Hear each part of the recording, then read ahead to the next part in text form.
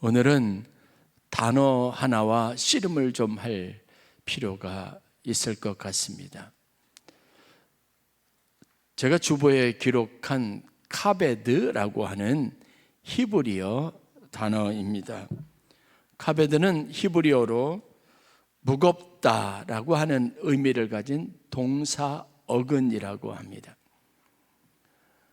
어떤 히브리어 어순으로 보면 어떤 단어나 표현을 할 때마다 맨 앞에 카베드라고 하는 단어를 사용해요. 그러면 그 다음에 따라오는 표현에 대해서 사람들이 그 의미를 무겁게 진지하게 받아들이도록 하는 그런 효과가 있습니다. 성경적 문맥에서는 이 무겁다라고 하는 의미를 좀 더 다양하게 그 의미를 살려서 활용하고 있는데, 여러분, 소중히 여긴다, 아니면 존중한다, 영광스럽다라고 하는 의미로 확대가 됩니다. 어떤 일이 무거우니까 그 무게감을 가지고 가볍게 여기지 않는다. 그것에 대해서 함부로 생각하지 않고 진중하게 그것을 판단하고 생각한다. 어떤 것에 대한 무게감이 있으니까 그것에 대해서 경외롭게 또 영광스럽게 생각한다라고 하는 개념에 이렇게 확산이 일어나는 겁니다. 이것이 명사로 쓰일 때는 사람의 신체 기관 중에 하나인 리버, 곧 간을 의미합니다.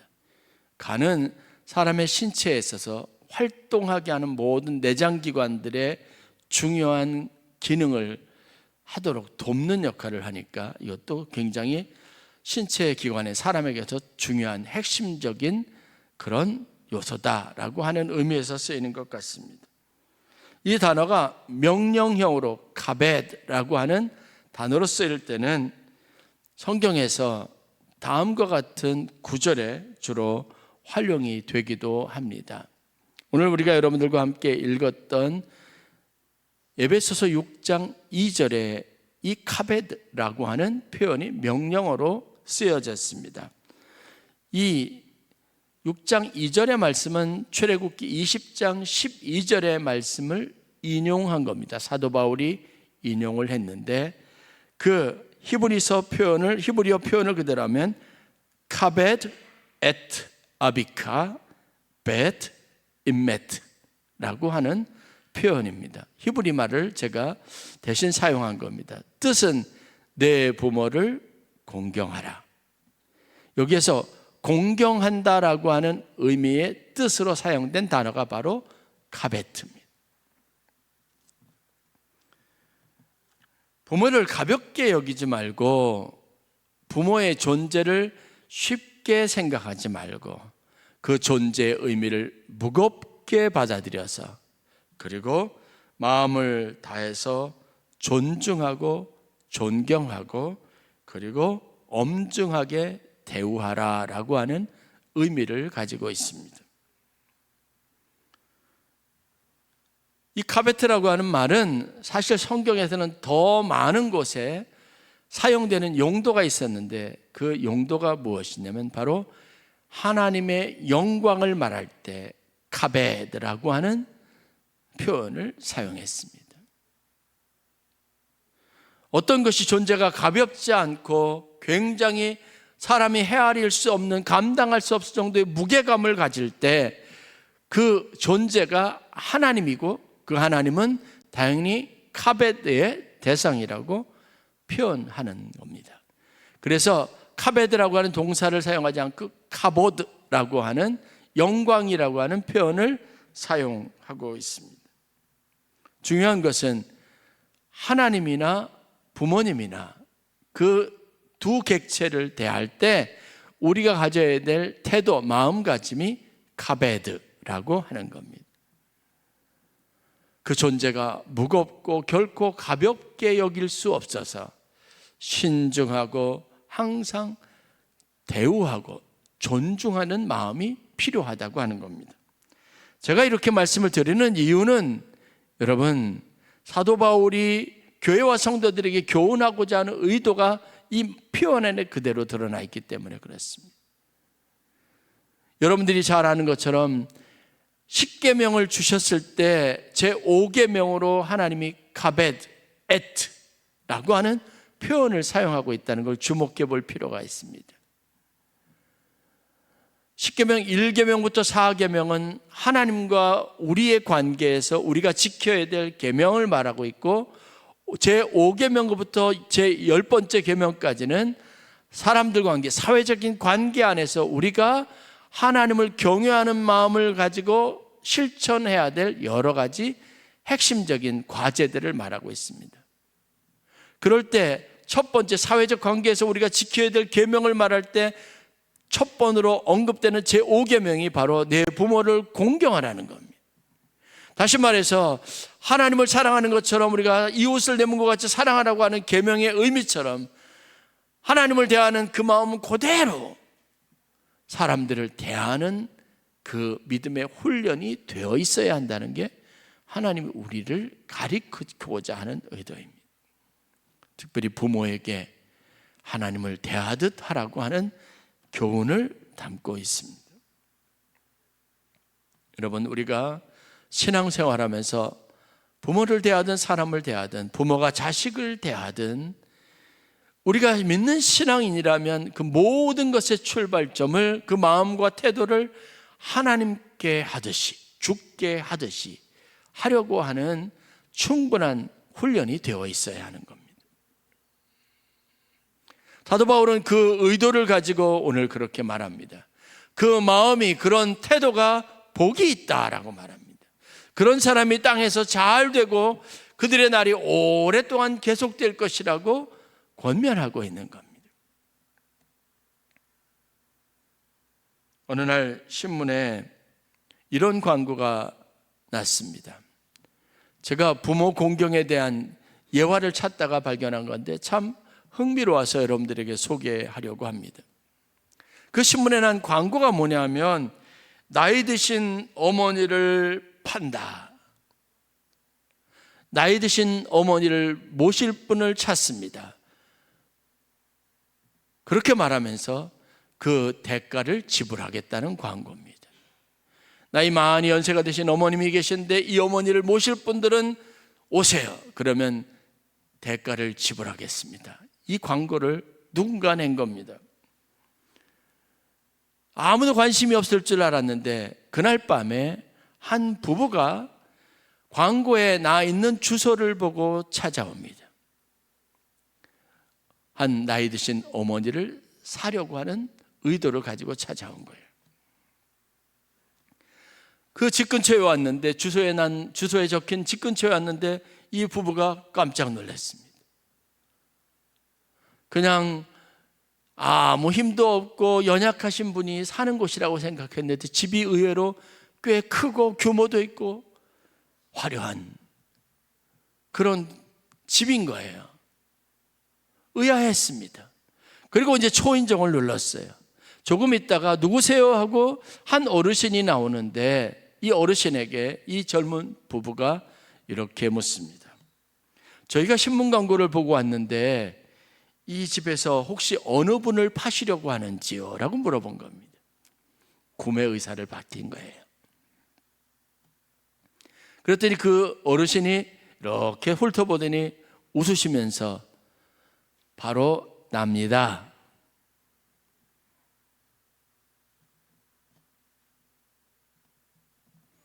그런데 요즘 같은 세상에 있는 부모님도 모시지 않으려고 하는데 당신들은 왜 나이 많이 든 늙은 어머니를 사려고 찾아왔는지 묻습니다. 그랬더니 이 부부가 대답을 합니다. 어르신, 사실은 저와 제 아내가 모두 어려서 부모를 잃어서 그래서 저희는 항상 부모님을 모시고 행복하게 사는 모습을 늘 부러워했습니다. 그러던 중에 마침 신문 광고에 그런 광고가 나서 우리가 그런 어르신이라면 모시고 부모님처럼 여기고 살아야 되겠다. 우리의 꿈이 이루어지는가 보다라는 그런 반가운 마음을 가지고 찾아왔다고 이야기한 거예요. 그렇게 멋쩍어 하는 이 사람의 대답을 들었던 그 어르신이 이렇게 말합니다. 그래요? 그러면 뜻이 맞으니 거래는 성사된 겁니다. 그럼 이제부터 어머니로서 말하겠습니다. 그러더니 이제 말을 낮추고 이렇게 이야기합니다. 아무래도 너희 이렇게 행색을 보아하니 너희 집에는 내가 살기가 좀 적당하지 않은 것 같고 너희가 내 집에 들어와서 살면 좋겠구나.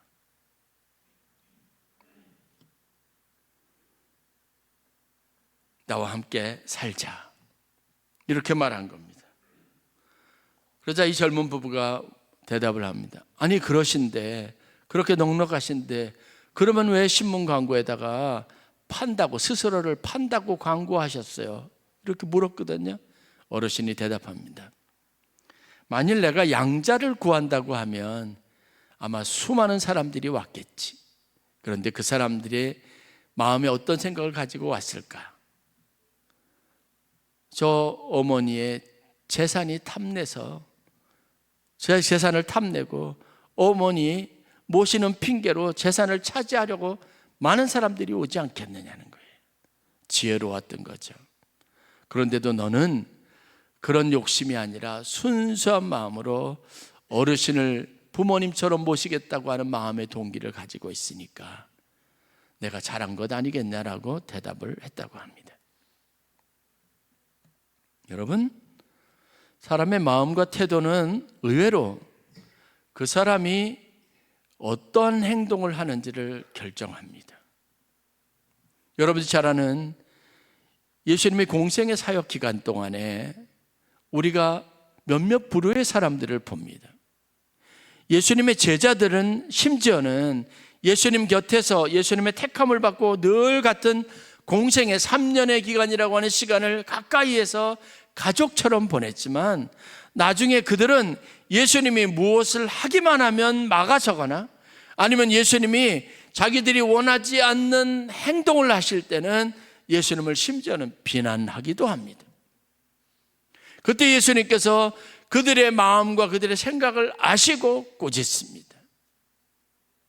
그들의 동기가 잘못됐다는 것을 말씀하셔요. 그런데 여러분, 다른 한편에 어떤 때는 어떤 사람이 찾아와서 예수님이 그들의 행동에 감동을 받습니다. 예수님이 무엇이라고 말하냐면 그들의 마음과 그들의 중심을 보셨다라고 말씀해요.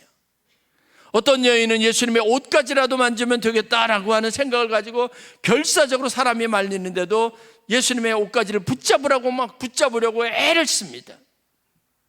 예수님은 그 행동을 통해서 그 여인의 마음이 어떠한 것인가를 다 아시는 거예요. 여러분, 우리가 다 우리의 마음을 표현하지 않는다고 하지만 사실은 우리의 마음은 겉으로 행위로 다 표정으로 드러나게 되어져 있습니다. 아무리 우리가 효도한다고 하고 하나님 앞에 믿음 생활을 잘한다고 하지만 우리의 마음이 정말 하나님을 공경하고 경외하는 마음으로 하나님을 하나님으로 인정하는 마음을 가지고 하는 것인지 아닌지 다 드러나게 되어져 있습니다. 사람에게 잘 보이려고, 사람의 마음을 얻으려고, 그리고 결정적인 순간에 그 호의를 잘 이용하려고 하는 의도를 사람이 모를 것 같습니까? 다 아는 거예요. 세상을 살아가면서 우리가 신앙생활하는 것도, 가정에 따라 우리가 자식을 대하는 것이나 부모님을 대하는 것도 역시 마찬가지죠.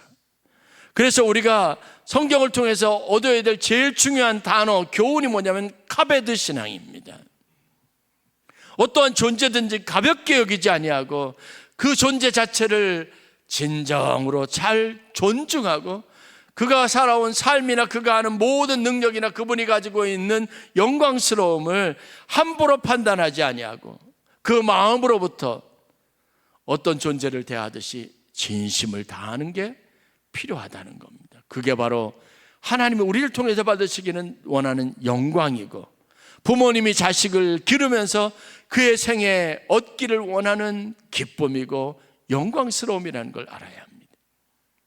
저 사람이 아무리 많은 선물을 가지고 와도 진심으로 나에게 감사함으로 하는지, 아니면 아주 작은 인사라도, 전화 한 통화라도 그 마음에 그 진심이 담겨 있는지는 상대방이 다 알고 있어요. 하나님이 오늘 우리에게 명령하시는 것은, 사도 바울이 우리에게, 교회 성도들에게 전하고자 하는 메시지는 바로 그거예요. 너희 마음과 뜻과 힘과 정성을 다하는 거예요. 마음을 실려 보내고 우리의 믿음으로, 온전함으로 부모를 공경할 수 있는 태도가 필요하다는 겁니다. 어떤 아버지가 아들에게 이렇게 말합니다. 매일같이, 야 아들아, 자기 전에는 꼭 양치질 해야 된다. 너 아니면 충치 생겨. 나중에 고생해. 그런데 아들은 아버지의 이야기를 늘 흘려들어요. 잔소리로 들어요. 그러면 어떤 일이 일어날 거예요? 시간이 지나서 진짜 아버지 말을 듣지 않아서 충치가 생겼습니다. 이가 썩어버렸어요. 너무 아픈 거예요. 아버지하고 치과를 갑니다. 의사 선생님 도움을 받아서 치료를 받는데 너무 아프고 고통스럽고, 그 모습을 지켜보던 아버지가 이렇게 말합니다. 야, 그러니까 아버지가 평소에 너한테 자기 전에 꼭 양치하라는 얘기 들었어야지. 그 말을 흘려듣지니 결국은 이게 뭐야? 치료하느라고 아파서 고생하고 돈도 들고. 그러니까 그 아들이 아버지에게 이렇게 말하더랍니다. 아버지, 뭐 내 돈 드나요?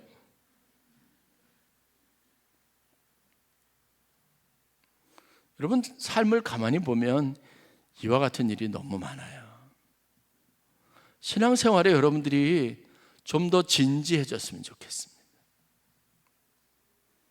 하나님의 말씀은 수도 없이 많은 언어처럼 표현으로서 여러분들이 쏟아져도, 여러분들 그 말씀이 하나님의 말씀으로 들리지 않으면, 그 말씀이 하나님의 권위를 갖지 못하면, 여러분의 마음과 심장을 쪼개지 않으면, 골수를 쪼갤 만큼 힘이 있지 않으면 여러분들은 하나님의 사람으로 온전해질 수 없어요. 그래서 부모를 대할 때, 부모를 공경할 때 우리가 카베드 신앙을 갖고 카베드의 마음과 태도를 가져야 하는 것처럼, 하나님을 대하는 우리의 신앙적인 태도에도 여러분 동일한 믿음의 반응이 필요한 겁니다. 흘려듣지 마시고 가볍게 여기지 마세요. 성경에 기록되어 있는 모든 하나님의 말씀은 바로 나를 위한, 내 영혼을 살피시고 지금 내게 필요해서 하나님이 주신 말씀인 줄 알고 진지하게 무겁게 받으시길 주의 이름으로 간절히 축원합니다.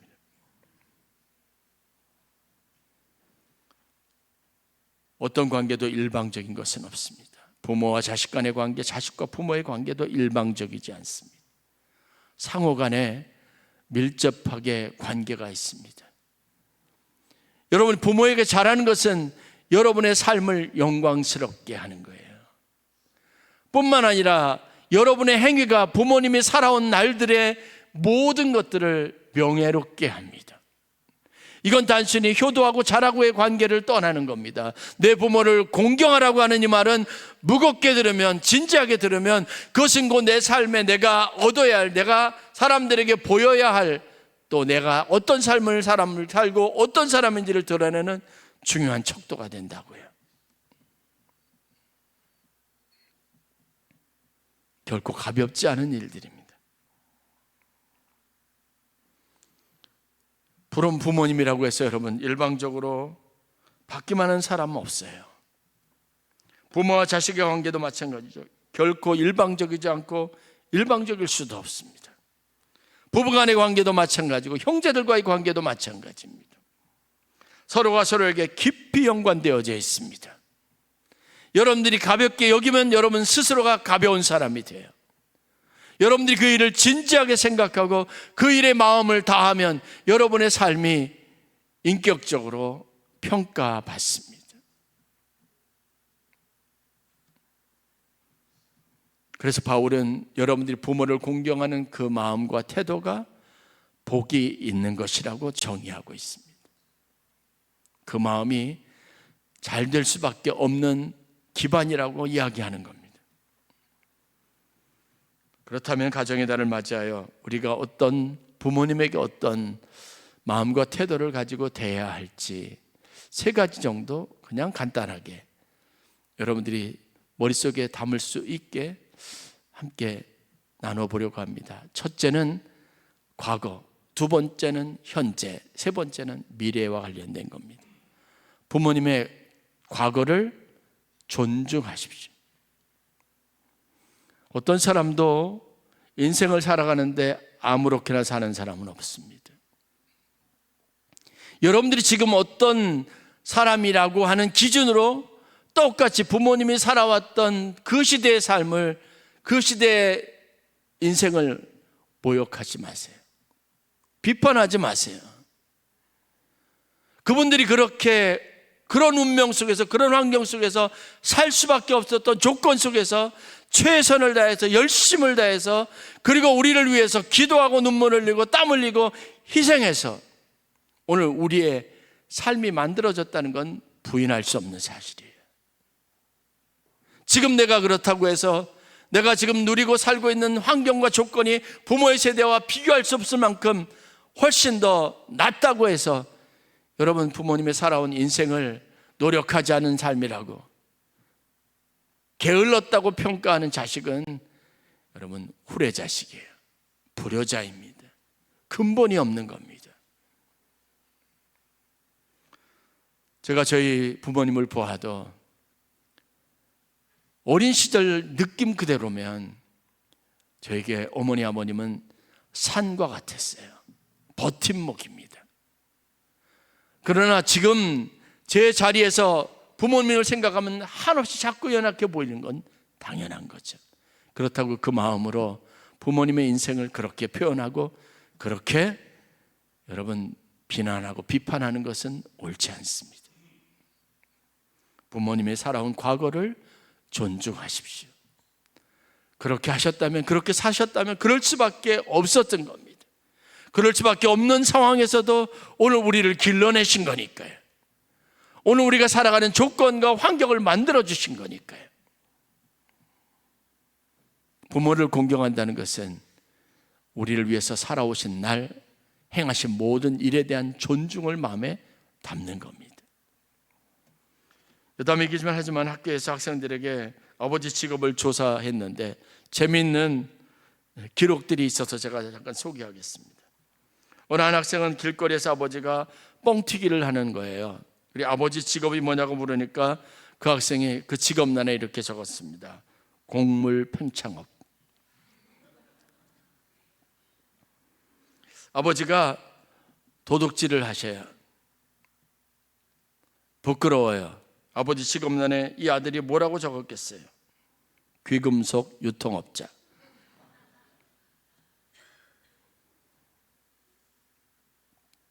우리가 느끼는 감정은 있습니다. 그런데 그게 부끄러움이 되지 않아야 돼요.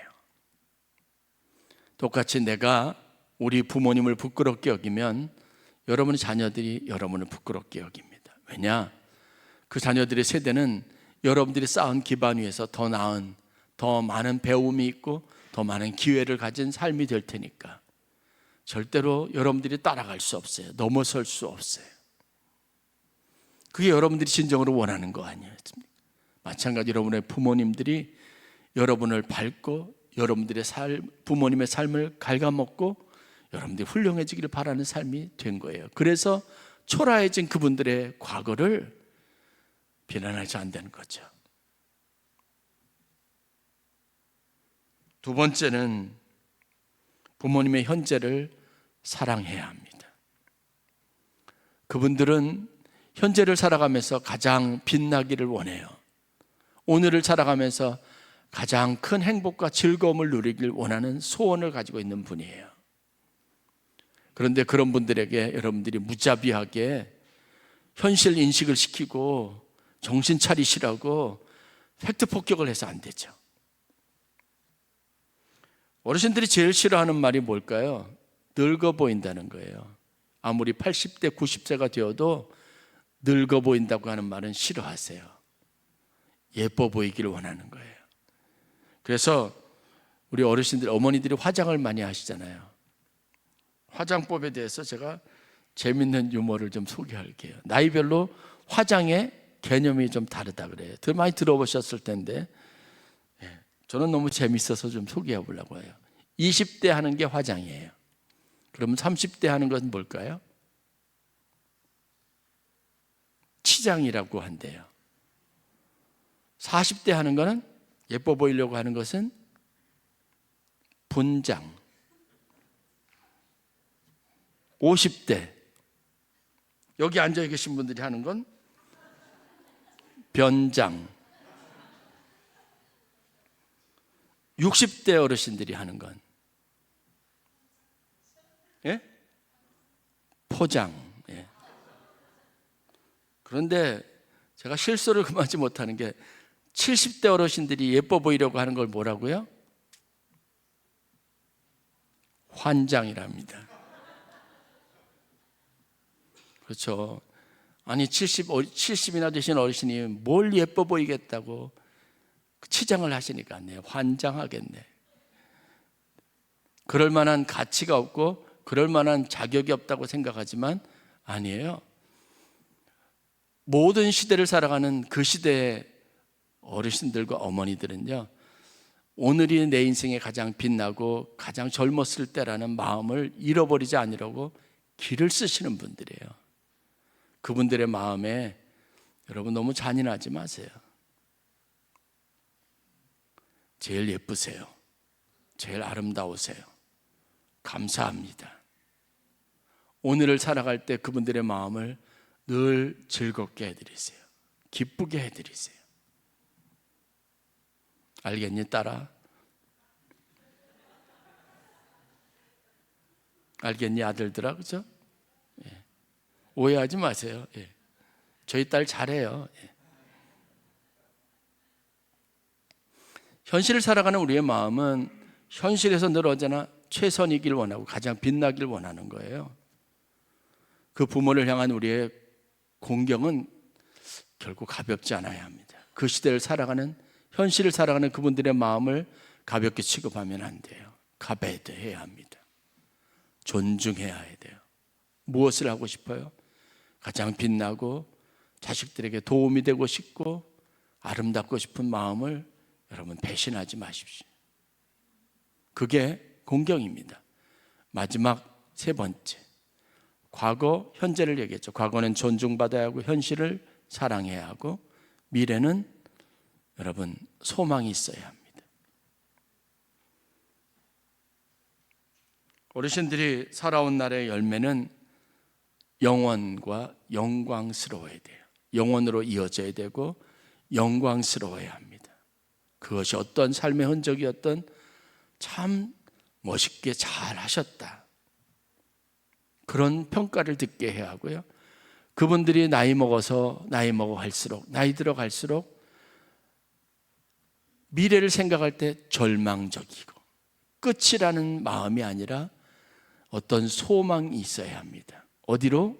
영원으로 이어지는 소망이 있어야 돼요. 여러분, 어르신들은 어차피 이 세상에서 마지막 시간은 아무것도 못 가지고 가세요. 너무 안 됐잖아요. 그런 분들인데 그 마음을 절망스럽게 빈털터리 같은 허무함을 가지고 떠나게 하는 건 잔인하잖아요. 그 마음이 소망 있게 해드려야 돼요. 그게 효도입니다. 그게 공경한다는 겁니다. 하나님이 우리를 바라보실 때 그 마음이 기쁘게, 그리고 우리가 하나님이 주신 것으로 영원한 생명을 얻게 한다는 이 마음의 합치가 일어나야죠.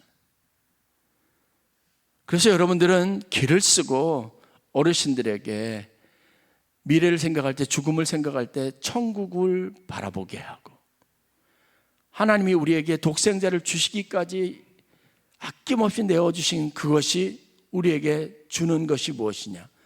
죄인이라고 하는 의식을 벗어버리고 하나님의 자녀라고 하는 권세를 얻게 했던 것처럼, 그분들이 지나온 삶이 어땠든 지금 어떻든 최소한 내가 기도하고 있으니까, 엄마 아버지 내가 기도하니까